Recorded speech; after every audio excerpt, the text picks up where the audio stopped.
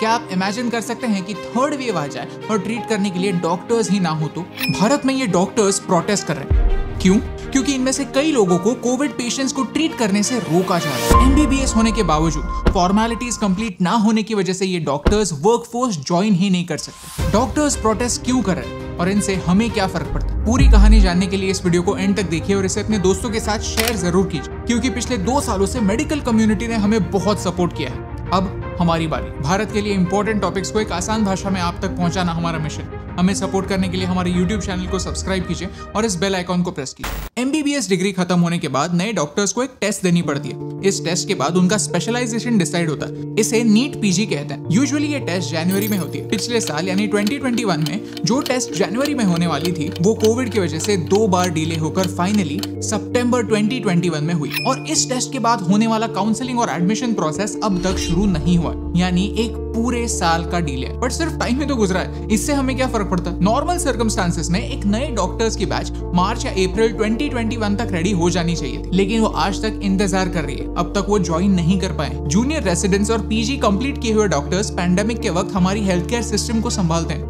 वो यंग होते हैं, उनकी इम्यूनिटी स्ट्रांग होती है। मेडिकल कॉलेजेस से एसोसिएटेड हॉस्पिटल्स में हर साल एक बैच मूव ऑन करती है और उसकी जगह एक नई बैच लेती है। सोचिए, एग्जाम्स के डिले की वजह से अब एक पूरी बैच ऑलरेडी डिले हो चुकी है। ऑलरेडी कई college link medical hospital 66% capacity पर ऑपरेट कर रहे हैं। डॉक्टर्स फटीग्ड, ओवरवर्क्ड और अराउंड 50,000 मेडिकल स्टूडेंट्स बस राह देख रहे हैं कि वो कब फॉर्मेलिटीज कंप्लीट करें और काम शुरू करें। लेकिन अब डिले क्यों? प्रॉब्लम क्या है? रेजर्वेशंस, EWS यानी इकोनॉमिकली वीकर सेक्शंस के लिए क्या क्राइटेरिया होना चाहिए, इस पर सुप्रीम कोर्ट में डिसीजन पेंडिंग है। जब तक ये डिसीजन नहीं लिया जाता, एटलीस्ट तब तक कोई काउंसलिंग शुरू नहीं होगी। सुप्रीम कोर्ट की नेक्स्ट हियरिंग 6 जनवरी को शेड्यूल्ड है और इसीलिए नवंबर से ये प्रोटेस्ट जारी है। So what are the doctors demanding? Demands काफी सिंपल है। डॉक्टर्स चाहते हैं कि उन्हें अब तो कुछ सर्टेनिटी मिले, उनका और पूरे देश का टाइम वेस्ट ना हो।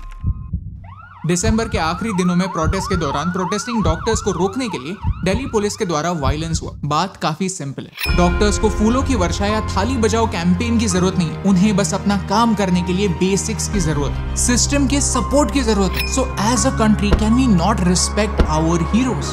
लास्ट ईयर हमने डॉक्टर्स के अगेंस्ट वायलेंस देखा, पेशेंट्स को खुद हॉस्पिटल्स डिस्ट्रॉय करते हुए देखा, और अब भारत में ओमिक्रॉन की वजह से एक थर्ड वेव आने के चांसेस है। We need doctors and as many of them as possible.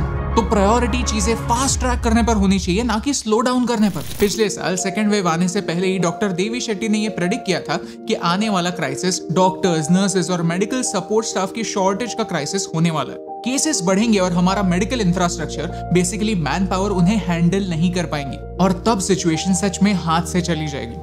Oxygen, ventilators, beds, ये सिर्फ टूल्स है जो हमें कोविड से लड़ने में हेल्प करते हैं, लेकिन अल्टीमेटली हमारे doctors, nurses, health care workers वो सोल्जर्स हैं जो ये लड़ाई हमारे लिए लड़ते हैं। हमसे बेहतर हेल्थ केयर इंफ्रास्ट्रक्चर होने वाले देश भी यही गलती कर बैठे हैं। वो डॉक्टर्स का शॉर्टेज टाइम पर प्रेडिक्ट नहीं कर पाए और इसीलिए पूरी हेल्थ केयर सिस्टम कोलैप्स हो गई। Let's talk numbers. ऑलरेडी हमारे देश में हेल्थ केयर वर्कर्स की कमी है। WHO कहता है कि हर 1000 लोगों के लिए एक डॉक्टर की जरूरत है। भारत में एक गवर्नमेंट डॉक्टर पर 11,000 से ज्यादा लोगों की रिस्पॉन्सिबिलिटी है। इस रेशो को 1:1000 पहुंचने के लिए 2030 तक भारत को 20 लाख से ज्यादा नए डॉक्टर्स प्रोड्यूस करने होंगे। 20 lakh, it's not a joke. Existing doctors already 100 से ज्यादा घंटे हॉस्पिटल्स में काम कर रहे हैं। अब इस शॉर्टफॉल की वजह से अगर third wave out of control हो गई तो इसके लिए जिम्मेदार कौन? सुप्रीम कोर्ट, गवर्नमेंट या हम सब? क्योंकि हमने हमारे डॉक्टर्स को सपोर्ट नहीं किया। इसीलिए मेरी रिक्वेस्ट है कि इस मैसेज को और लोगों तक पहुंचाने में हमारी हेल्प कीजिए। Tag your friends, leaders, actors, influencers.